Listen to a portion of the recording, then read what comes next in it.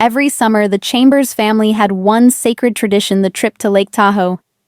It wasn't just a vacation. It was the golden thread stitching our chaotic lives together.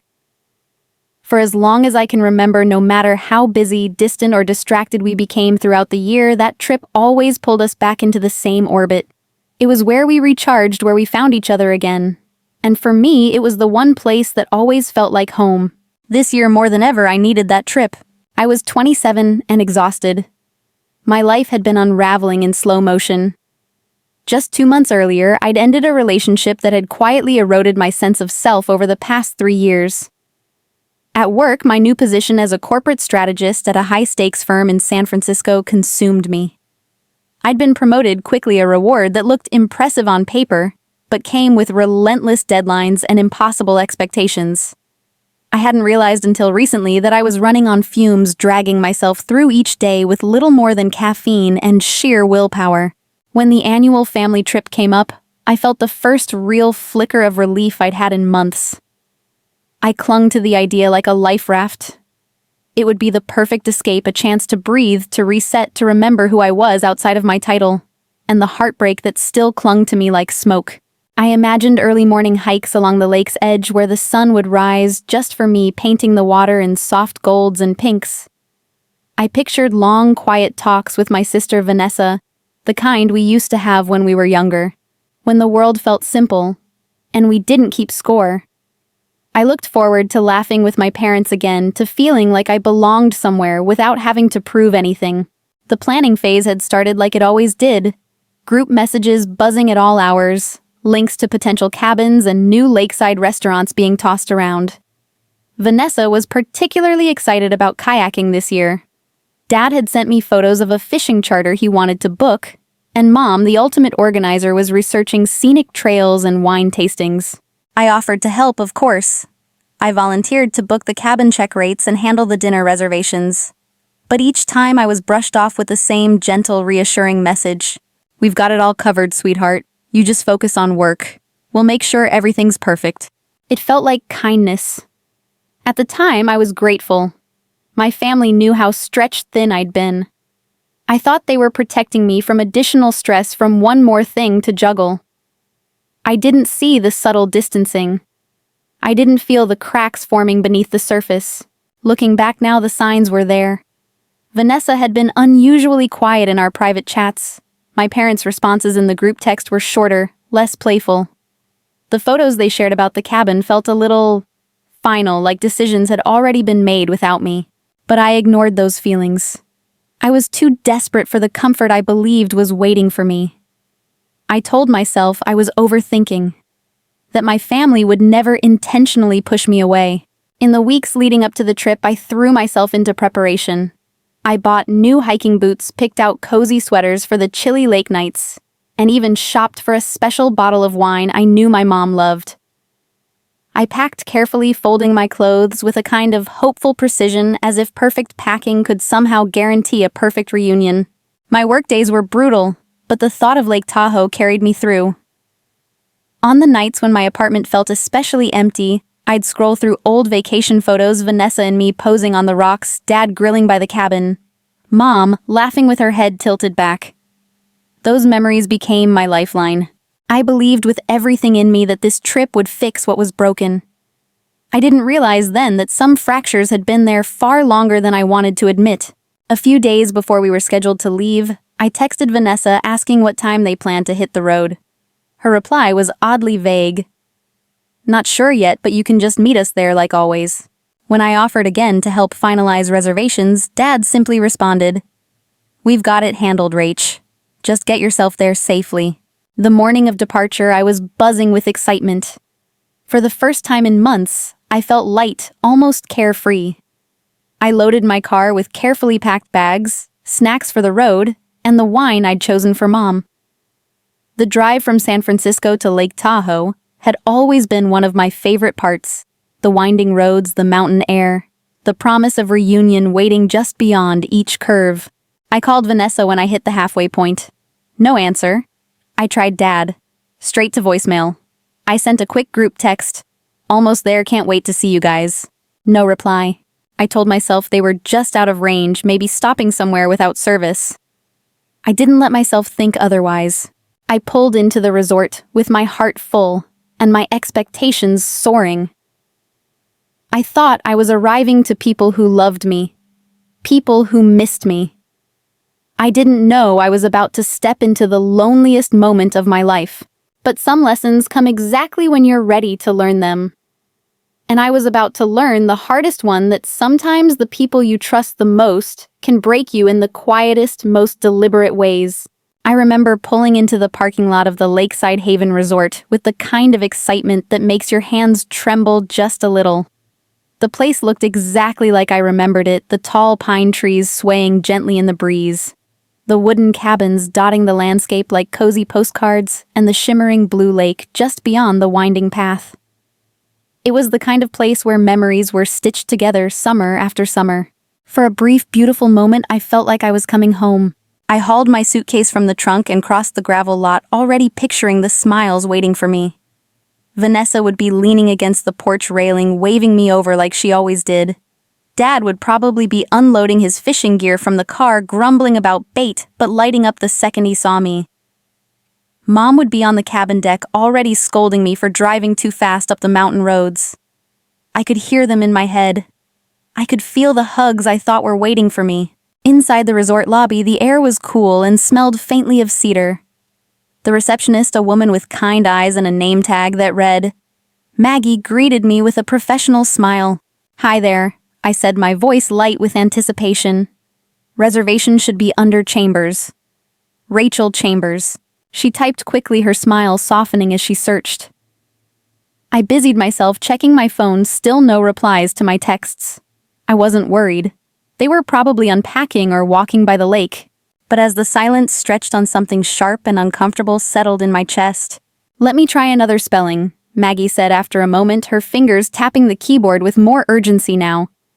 "Sometimes it's listed under a family member's name. Do you know if it might be under a different reservation?" "Oh sure, maybe Vanessa Chambers or Charles Chambers. My dad's name." I offered, suddenly feeling a little self-conscious. I laughed lightly to brush off the creeping worry.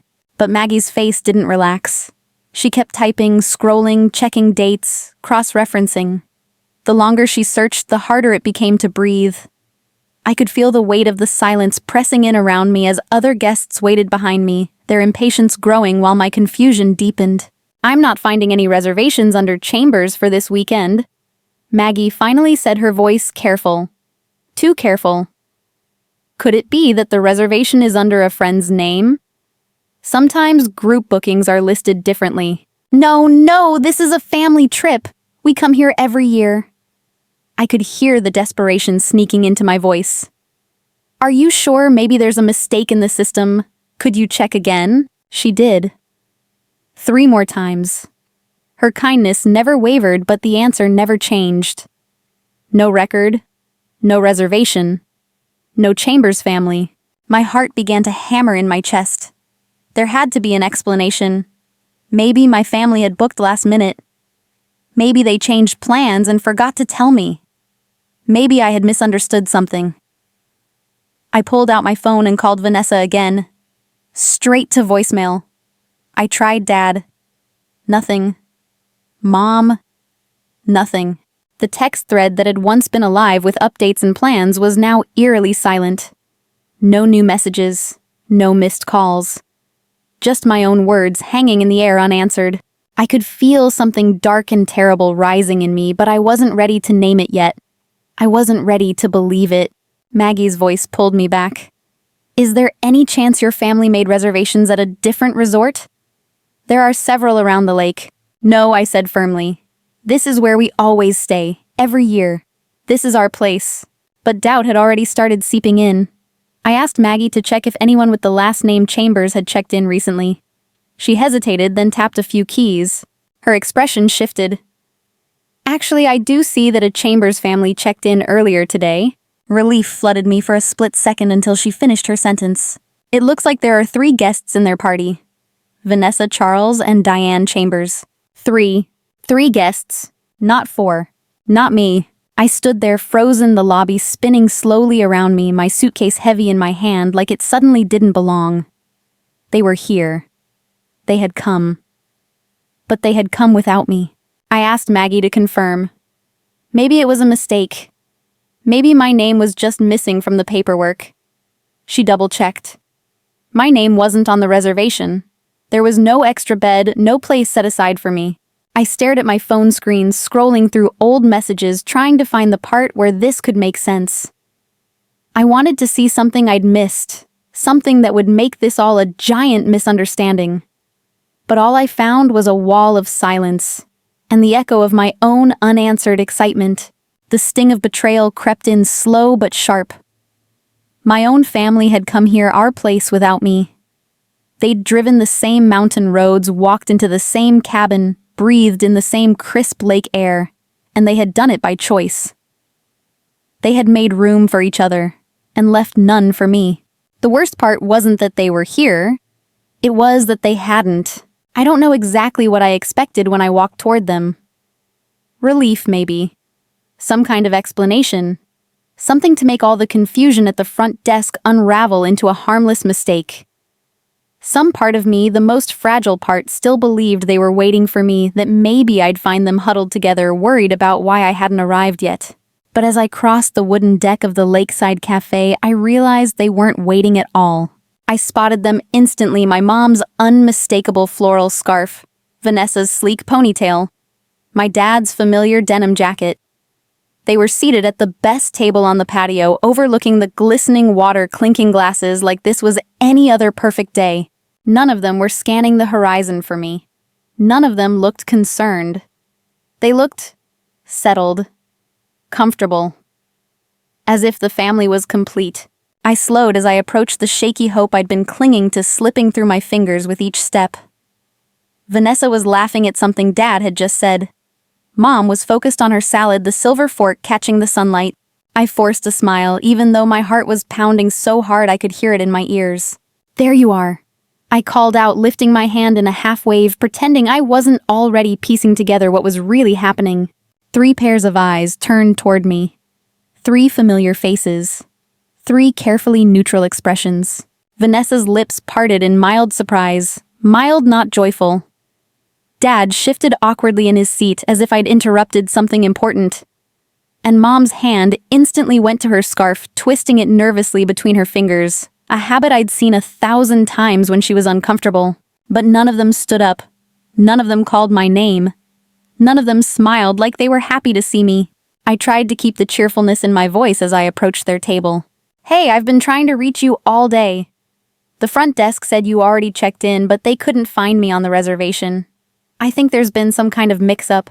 The silence that followed was so loud it made my skin prickle. Vanessa glanced at Dad, then at Mom, her expression sharpening into something I couldn't quite read. Finally, she set her fork down carefully and met my gaze. "That's weird," she said flatly. "Maybe you booked the wrong place." Her tone wasn't concerned. It wasn't helpful. It wasn't the voice of a sister trying to fix a mistake. It was dismissive, as if I were a stranger inconveniencing her lunch. I blinked, taken aback. "No, I didn't book anything. I thought you guys made the reservations like always. This is the same place we've stayed every year." Vanessa shrugged, uninterested. "Maybe you should double-check. It sounds like something got mixed up." I laughed nervously, expecting Dad or Mom to chime in to offer to call the front desk or sort it out together. But they didn't.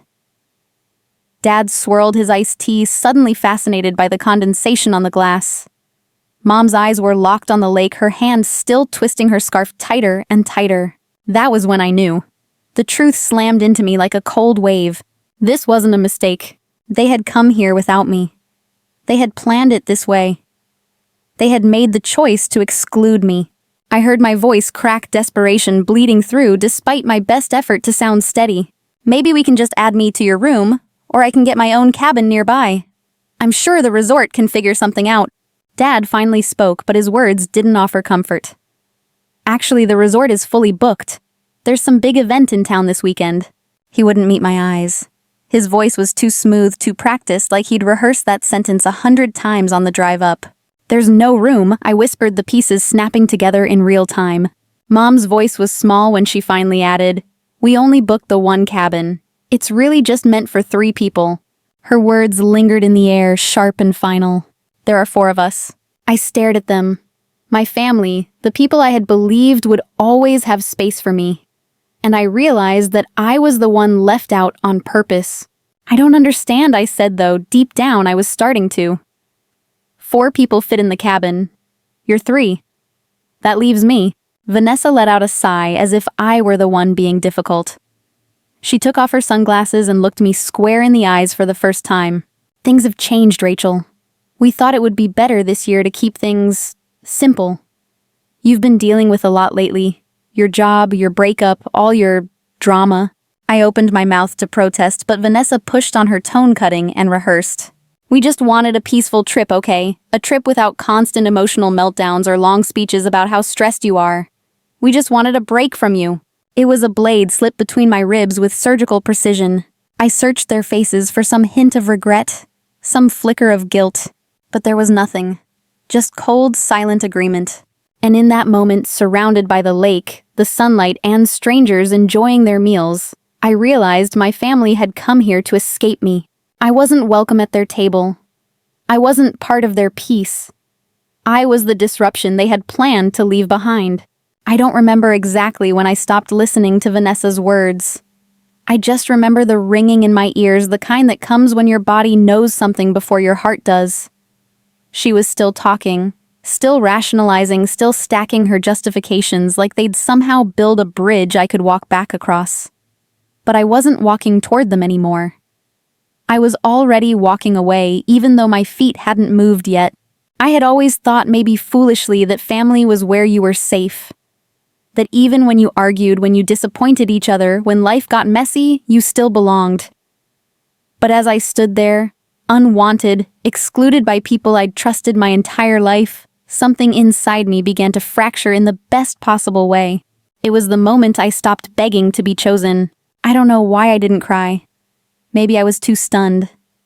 Maybe the tears had already drained themselves on the drive up. Or maybe something stronger was rising up to take their place. What surprised me most was the clarity. It wasn't a burst of rage or a grand cinematic meltdown. It was quiet, like stepping out of a room and realizing the air is finally clean. I nodded slowly, taking in the scene, the 3 of them seated comfortably in a life that no longer had space for me. You know what, I said, my voice steady, almost calm. I get it. Vanessa blinked, thrown off by my composure. She was expecting me to plead, to argue, to spiral. She wasn't expecting peace. I've spent so much time trying to be what you wanted, I continued. Trying to be less stressed, less ambitious, less me. I've bent so far backward to fit into the version of family you were comfortable with that I forgot what it felt like to stand up straight. Dad's gaze flicked to me, his mouth tightening as if he wanted to interrupt, but I didn't give him the chance. And here's the thing, I added, I don't need to keep trying anymore. You've made your choice, and I'm going to make mine. I turned away from their table. No dramatic exit. No slammed fists or tearful goodbyes. Just the soft, deliberate sound of my footsteps against the wooden deck as I walked back toward the resort. I didn't even know where I was going. I just knew I wasn't going to spend another minute chasing people who had already decided I was too much. Back in the lobby, Maggie was still behind the desk. Her warm smile faltered slightly when she saw me return, as if she could feel the weight I was carrying now. Everything okay? She asked gently. No, I said honestly, and for the first time I didn't feel the need to sugarcoat it, but I think it's about to be. I glanced around, noticing a small seating area tucked by the fireplace. I sat down, pulled out my phone, and stared at the screen for a long time. No missed calls. No new messages. The silence from them was deafening, but strangely it was starting to feel like freedom. I scrolled through my contacts until I found Diana's name, an old college friend who worked as a luxury travel consultant. We hadn't spoken in months, but something told me she was exactly who I needed to call. When she answered, I didn't even know where to begin. Hey, Di. This is going to sound like the start of a bad rom-com, but I'm kind of stranded at a resort where my family accidentally forgot to include me on the trip. There was a beat of silence, and then her familiar laugh crackled through the phone. Rachel Chambers, you always did know how to make an entrance. Tell me everything. So I did. I told her about the drive up the missing reservation, the cold reception at the table that used to be mine. I expected her to feel sorry for me. But instead, she said something that shifted everything. "Sounds like you just got handed the most incredible solo vacation of your life." It took me a second to catch up to the idea. But slowly, I started to see the edges of a new path unfolding in front of me. Within an hour, Diana had arranged for me to transfer to an exclusive lakeside boutique hotel, the kind of place my family would never have considered the kind of place that catered to people who knew they deserved something better.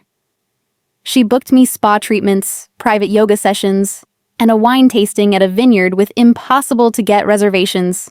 "You're not going to salvage this trip by chasing them," she said firmly. "You're going to reclaim it by choosing you." I hung up feeling something flicker inside me that I hadn't felt in a long time. Joy. Not the kind that comes from being accepted by others, but the kind that comes from finally accepting yourself. As I waited for my transport to the new hotel, I watched the sun dip lower over the lake. I thought about all the years I'd spent trying to earn my place in my family's story, always assuming there was something I needed to fix in myself to be worthy of belonging. But I wasn't broken. I was just finally stepping into my own chapter, the one where I stop asking for permission to be loved and start writing my own definition of home. I hadn't expected to fall in love with solitude. I thought being alone would feel like rejection, like punishment. But it didn't. Not here. Not in this place where the air smelled like pine and freedom and the water glittered as if the lake itself was quietly applauding me for walking away. The boutique hotel Diana found for me wasn't just an upgrade. It was a revelation. The shoreline retreat sat tucked away from the tourist-heavy areas, its small hand-painted sign barely visible from the winding road that led to it. Unlike the big, family-friendly resorts, this place was intimate, thoughtful, quiet. It felt like it had been waiting for me. When I arrived, the staff welcomed me not as a guest, but as someone they already seemed to know. The manager, a kind woman named Elise, handed me the room key with a smile that didn't feel rehearsed. "I heard you're here for some well-deserved peace," she said, as if Diana had already briefed her on my story. I nodded, unsure how much to share. "Yeah, something like that."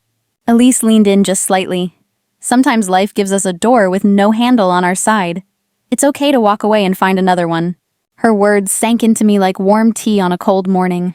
When I stepped into my suite, I exhaled in a way I didn't know I'd been holding back. Floor-to-ceiling windows overlooked the private dock, the bed was wrapped in soft white linens, and the balcony. Oh, the balcony became my sanctuary.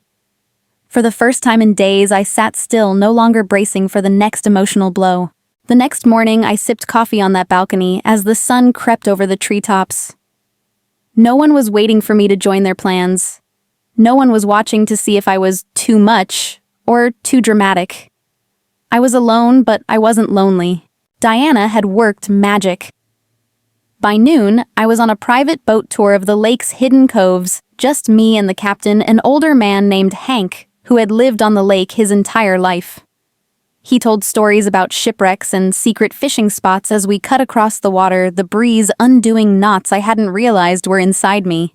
Later that afternoon, I arrived at a vineyard Diana had arranged for me to tour. It wasn't the kind of place you'd find in guidebooks. It was quiet, family-owned, with just a few tables scattered among the vines. The owner, an older woman named Margaret, poured me wine and sat with me as if I were an old friend. "You don't need company to taste good wine," she said, raising her glass. And she was right. The wine was spectacular, but what struck me most was how much I enjoyed being there, just as I was without the weight of proving anything to anyone. That night, I dined at the Shoreline's intimate restaurant, where the chef curated a meal just for me. I was halfway through my second course when a man seated nearby struck up a conversation. His name was David Kim. He was the founder of a luxury travel company that specialized in boutique experiences. We connected over our mutual love for quiet places and stories that don't make it to the brochure. David listened as I told him about my background in corporate strategy, the pressure cooker of my San Francisco firm, and eventually about what had happened with my family. I expected him to respond with pity. But instead, he leaned forward, his interest genuine.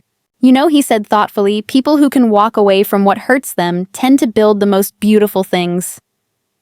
Have you ever considered working in experiential travel? Someone like you, someone who actually understands what people are really looking for, could change the game. The idea struck me like sunlight through fog. I'd spent years shaping brands and designing experiences for people I'd never met. But what if I built something that actually meant something to me, to people like me, to people searching for belonging? By the time we finished dessert, David had offered to bring me on as a freelance consultant for one of his upcoming projects. It wasn't just a job, it was a door. One I would have never seen if my family hadn't slammed theirs in my face. Each day that followed felt like a reclamation. I booked paddleboard lessons, took sunrise yoga classes on the dock, and read novels until my legs went numb beneath me. I began to understand that this wasn't some consolation prize vacation, it was a gift I had given myself. I stopped checking my phone for their messages. I stopped refreshing the group chat that had gone quiet. I stopped trying to decode the silence. I was learning slowly but surely that peace isn't the absence of people. Sometimes peace is what you find when the wrong people leave. And as I drifted further into my own rhythm meals, I wanted to eat places, I wanted to explore connections that came without the shadow of obligation. I realized I hadn't been abandoned. I had been freed. 3 days into my solo trip, I had built something I never expected to find: my own version of peace. It didn't look like the family vacations I'd been clinging to in my mind. It didn't look like crowded group photos or carefully coordinated itineraries. It looked like freedom. Long mornings spent reading on my balcony, slow afternoons wandering lake trails at my own pace, and quiet dinners where I savored each bite without the pressure to perform. I had stopped checking my phone. I didn't even notice the silence anymore. It had gone from something that haunted me to something that comforted me. But life, I was learning, has a funny way of bringing things full circle. It was a Thursday evening when I walked into Shoreline's most exclusive restaurant, the Waterside Table. Diana had somehow secured me a reservation at the perfect hour. Golden light spilling across the deck, the water reflecting the sky like a mirror. I wore a sapphire dress that hugged my frame just right, a dress I bought for myself for no one else's approval. I felt good in my skin for the first time in months. I had just been seated at a table near the window when I heard the commotion. Voices. Frustrated, urgent, impatient voices. I turned toward the entrance, my heart already recognizing what my eyes were about to confirm. It was them. Vanessa, Mom, Dad. They were standing at the hostess stand arguing, gesturing at the reservation book. Vanessa's voice, sharp and entitled, floated through the air. There must be some mistake. This is the best place on the lake. You can't be fully booked. We're Chambers. Check again. The hostess, calm professional, shook her head, explaining there were no available tables tonight. I could have stayed seated, could have let the scene play out from a distance. But something inside me said no. This was my moment. I stood up and walked toward them, each step firm and deliberate. The hostess's face brightened as she recognized me. Miss Chambers, welcome back. Your table is ready. Vanessa's head snapped in my direction. Dad's eyes widened. Mom's mouth parted in shock. I pretended not to notice them. Is there a problem? I asked the hostess kindly. They were hoping for a table tonight, she explained, but unfortunately we're at capacity. Vanessa recovered quickly, slipping into the sweet, manipulative tone I'd seen her use 100 times. Rachel, we were just looking for you. Maybe we could join you. Or you could help us get a table. It would have been so easy to fold. To slide back into the role they had written for me. To take the scrap of attention they were now willing to offer. But I had outgrown those crumbs.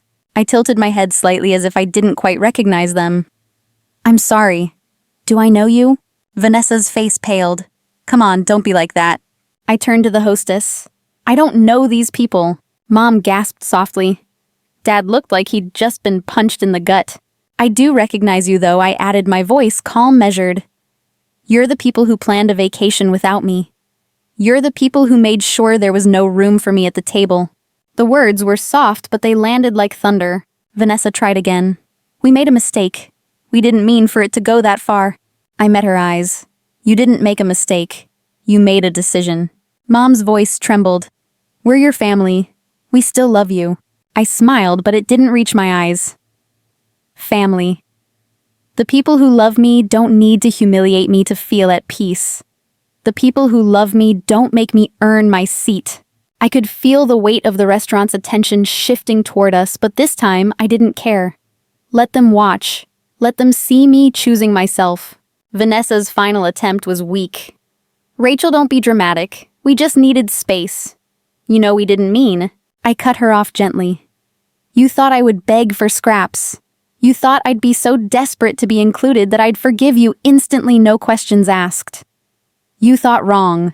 The hostess stepped in, her professionalism steady. I'm sorry, but if you don't have a reservation, I'll have to ask you to leave. Our guests are waiting. I turned back toward my table, leaving them standing there without a way to finish their performance. As I sat down, the waiter refilled my wine glass and offered a quiet nod as if to say, well done. I dined slowly, savoring every bite, every moment, every breath of this life I had built without them. It was the first time I realized the power I had always held. I didn't need their invitation. I didn't need their approval. I didn't need a place at their table. I had made my own, and it was more beautiful than anything they had ever offered me. 6 months. That's how long it's been since that day at the lake, the day I chose to walk away from the people I once believed would always choose me. I've replayed those moments more times than I can count, but not with regret, with clarity, with gratitude, because stepping away from them was the first real step I ever took toward myself. When I returned to San Francisco after that life-altering trip, everything looked the same. My apartment, my office, the skyline I used to stare at during late-night work marathons. But I was different. I moved differently. I thought differently. And most importantly, I no longer begged for space in places where I wasn't welcomed fully. The consulting work I started with David Kim's luxury travel company quickly turned into something more. What began as a side project evolved into a career that felt aligned with who I really was, a builder of experiences that centered people like me. Those who wanted something honest, something restorative, something beautifully their own. David became more than just a professional connection. He became a trusted mentor, someone who never saw my ambition as a threat or my independence as a flaw. In fact, he championed those parts of me. He often told me I had an intuitive understanding of what people truly needed because I had learned it the hard way. What I hadn't expected was how naturally my circle would rebuild itself. Slowly, I started finding my chosen family. Diana, of course, was there from the start. She became my anchor, not just the friend who booked me a last-minute getaway, but someone who checked in, who showed up, who never made me feel like I had to shrink to be loved. Sarah, an old college friend I'd drifted from over the years, reached out after reading a story I'd posted online about my solo trip, and the courage it took to walk away from conditional love. I think I needed to hear this more than I realized. She messaged me. We grabbed coffee, and it was like we picked up right where we left off, only now I was showing up as someone who finally knew her own worth. There were new people, too. People who didn't know the old Rachel. People who didn't carry the baggage of who I used to be when I was still chasing my family's approval. People like Trevor? I met him on my solo trip to Iceland 3 months after Tahoe. A spontaneous decision fueled by my new habit of choosing myself first. Trevor was a wildlife photographer from New Zealand, someone who understood solitude in a way most people couldn't. He wasn't interested in fixing me or rescuing me. He just liked me exactly as I was. There was something beautifully simple about our connection. He never made me feel like I was too much. He never flinched when I shared my scars. He listened, and more importantly, he stayed. Our relationship became a reflection of everything I had learned, that real love, the kind worth holding onto, doesn't require you to carve yourself into smaller pieces just to fit. It simply asks you to show up as you are. I also started therapy with Dr. Carter, a woman who helped me untangle years of internalized blame. Through those sessions, I began to understand the patterns that had been shaping my life long before the vacation that broke me. My family hadn't just excluded me from a trip, they had been slowly sidelining me for years.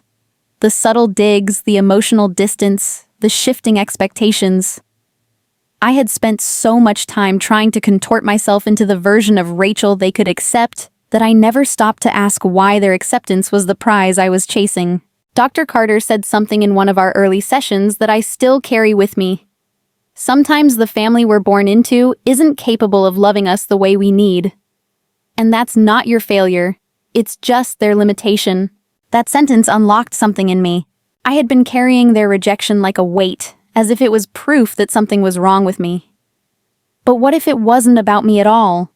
What if I had been measuring myself against the wrong scale? I still hear from them sometimes. Vanessa sends the occasional text short, stiff messages that walk the line between apology and self-justification. My mom mails cards on holidays carefully written to avoid ever acknowledging what really happened. My dad leaves voicemails that trail off into silence as if he still doesn't know what to say. I don't hate them. I don't wish them harm. But I don't let them back in either. Forgiveness, I've learned, doesn't require reunion. It doesn't mean inviting people to hurt you again. Sometimes, forgiveness is simply choosing to stop drinking the poison they handed you. My life is fuller now than I ever imagined it could be. It's not perfect, nothing is, but it's mine. I built it from the rubble they left behind. I filled it with people who show up, who listen, who love without terms and expiration dates. And the most beautiful part, I don't have to fight for my place in it. I belong here simply because I exist. Every year on the same summer weekend, I used to pack my bags with the same careful anticipation, head to the same family vacation spot, and try to squeeze myself into a version of home that never really fit me. I spent years thinking those trips defined me, thinking the value of belonging came from those familiar lakeside cabins and the people who filled them. Now I pack for myself. I book trips that have nothing to do with tradition and everything to do with freedom. I started creating my own annual tradition, one that doesn't involve group chats full of fake enthusiasm or carefully orchestrated plans that leave me on the outside. I travel solo. I pick a new country, a new coastline, or sometimes just a new small town I've never explored. And each trip reminds me that belonging isn't a place. It's a choice you make to stand in your own life and call it yours. Last month, I found myself wandering the streets of Lisbon, Portugal, a city soaked in sunlight and stories. The locals didn't know my family's history. They didn't know the cracks I'd carried or the chapters I'd rewritten. They just knew me as I was a curious traveler with a notebook always in hand and a habit of lingering too long at waterfront cafes. There's something sacred about traveling alone. You get to set the pace. You get to follow your own wonder without explanation. I wasn't curating my experiences for anyone else's approval. I wasn't filtering my joy through anyone's expectations. I was just living. One evening I watched the sunset from the edge of the Tagus River, the sky painted in soft pinks and oranges, the kind of beauty that wraps itself around you without asking for anything in return. I felt something rise in me that I hadn't felt in years, peace that didn't come from someone else's permission. It wasn't just about the destination. It was about the way I moved through the world, now light, unburdened, awake to the small miracles that exist when you finally stop chasing people who walked away from you. It's not lost on me that I had to lose something precious to find this version of myself. It's strange to think that the deepest betrayal I ever experienced became the door I needed to walk through to become fully me. I've started connecting with other people who've had to build their own families, friends who know what it's like to set boundaries with blood relatives, and to grieve the family they wish they'd had. I've discovered this quiet, beautiful community of people who've chosen themselves, who've stitched together new circles of trust from the people who showed up and stayed. We send postcards from our trips. We swap book recommendations. We meet for dinners where no one is performing or shrinking to keep the peace. We're not perfect, but we are real. And I've learned that real doesn't always mean forever, it just means showing up fully in the moment. Trevor, the photographer I met in Iceland, became part of that circle. What started as a serendipitous connection grew into something steady and kind. We've traveled together, but we've also spent time apart, each of us honoring our own space, our own paths. There's no clinging, no expectation to fill each other's empty places. There's just mutual respect and quiet companionship. It's the healthiest love I've ever known. Back home, my career has flourished in ways I never could have imagined. The work I do now, curating meaningful, soulful travel experiences for people seeking something deeper, feels like a full-circle moment. I get to help others find the kind of freedom I fought so hard to claim for myself. My family still reaches out occasionally. The messages come like clockwork: birthdays, holidays, anniversaries of trips we used to take. They're polite, distant, careful. There's no real accountability in their words, just vague gestures toward reconciliation that don't come with changed behavior. I've responded, but I've kept my distance. I don't answer every message. I don't engage in conversations that circle back to the same shallow apologies. It's not because I'm angry. I'm just no longer interested in playing the same game. I've come to understand something that would have devastated me a year ago, but now brings me peace. Some relationships are meant to be released, not repaired. There's power in letting go without bitterness. There's power in quietly choosing your own joy over inherited obligations. I used to believe that love was something you had to earn, that you had to contort yourself into smaller shapes to make people stay. I don't believe that anymore. Now I know that the most honest love, whether it's from friends, partners, or even yourself, is the kind that doesn't make you audition for your own seat at the table. I've built a life that feels good to wake up in. A life where I no longer chase people who don't clap when I win. A life where I belong without conditions. And maybe the most radical thing I've done isn't traveling the world or leaving toxic relationships behind, it's learning to live fully.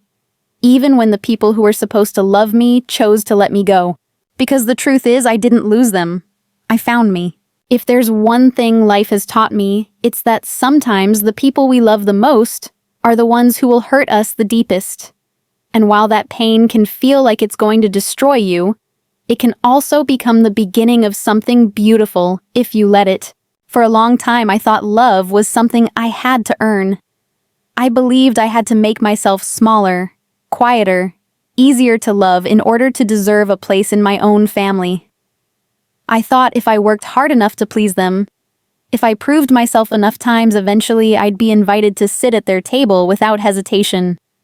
I waited years for that moment, for that acceptance. But here's the hard truth I've learned. Real love doesn't ask you to audition. Real love doesn't come with a list of conditions you have to meet. And the people who truly care about you won't require you to shrink to fit into their comfort zones. One of the most important lessons I can share is this: you don't have to keep setting yourself on fire just to keep other people warm. For years, I thought my worth depended on what I could offer to other people. My time, my attention, my sacrifices. I believed that being useful, or being the one who always shows up, was the price of being loved. I chased their approval so hard that I completely lost sight of my own. It took being excluded, being humiliated, being left behind to finally see that I'd been building my life around people who didn't really want me in it, not the whole me anyway. They wanted the version of me that stayed small, that didn't take up too much space, that didn't make them uncomfortable. But I've learned that the right people, the people who truly belong in your life, won't ask you to edit yourself. They will celebrate your growth, not resent it. They will support you when you're struggling, not disappear when you become inconvenient. If you find yourself constantly chasing someone's approval, constantly apologizing for who you are, constantly being told you're too much, I want you to hear this: you are not too much. You are just in the wrong room. The most loving thing I've ever done for myself was walking away from people who only knew how to love me on their terms. It wasn't easy. It wasn't painless. But it was necessary. And what I found on the other side of that decision was freedom. Freedom to choose my own peace. Freedom to build a life that fits me. Freedom to surround myself with people who see my light and never try to dim it. Forgiveness doesn't mean you have to let people back in. It doesn't mean pretending their betrayal didn't hurt. Sometimes forgiveness is simply choosing to stop carrying their weight and moving forward without bitterness. Your worth is not up for negotiation. It's not dependent on who chooses you. It's something you carry with you, something you protect, something you honor, even if it means walking away. And trust me, there is life after betrayal.